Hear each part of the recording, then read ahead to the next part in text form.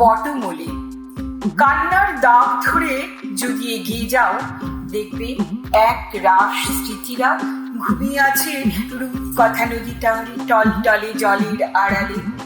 ধূপ ছায়া শব্দেরা বুড়ো বটবৃক্ষের ঝুড়ি হয়ে ঝুলে আজও পথ চেয়ে থাকে। কদাচিৎ কদাচিৎ ফিরে আসা পথিকের পদধ্বনি ঝরা পাতা রোদ ছুঁয়ে মর্মর তোলে।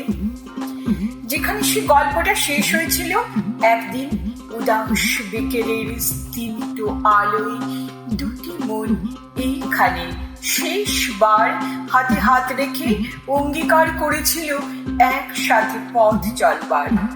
নিয়তি ওর অন্তর্চিল হয়ে ছো মেরে নিয়ে গেল সুখ। সেইখানে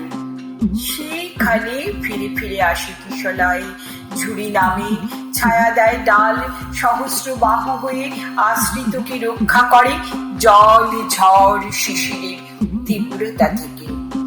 নদী জল রোজ আসে বটের ছায়ায়, গল্পেরা বাঁধানো ঘাটি আজ ভাঙা সিঁড়িতে দাঁড়ায়।